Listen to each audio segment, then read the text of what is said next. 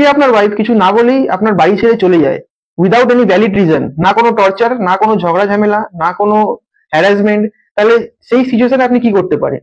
তো in this situation আপনি আপনার ওয়াইফের এগেনস্টে একটা কেস ফাইল করতে পারেন restitution of conjugal rights under section 9 of Hindu marriage অ্যাক্টের আন্ডারে।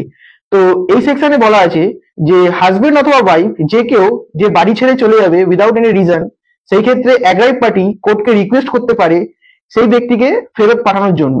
তো বন্ধুরা, এরপর কোর্ট কি করে, একটা নোটিশ ইস্যু করে সেই পার্সনটাকে যে বাড়ি ছেড়ে চলে গেছে, তাকে বলে যে তার কাছে যদি কোনো ভ্যালিড রিজন থাকে সে কোর্টের কাছে এসে জানাক।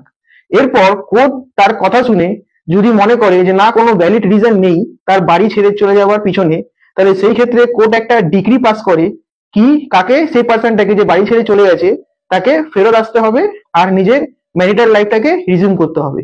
তো এই ভিডিওটা তাদের সাথে শেয়ার করুন যারা এরকম লিগ্যাল প্রবলেম ফেস করছে, আর সবাইকে লিগালি অ্যাওয়্যার রাখুন। Thank you.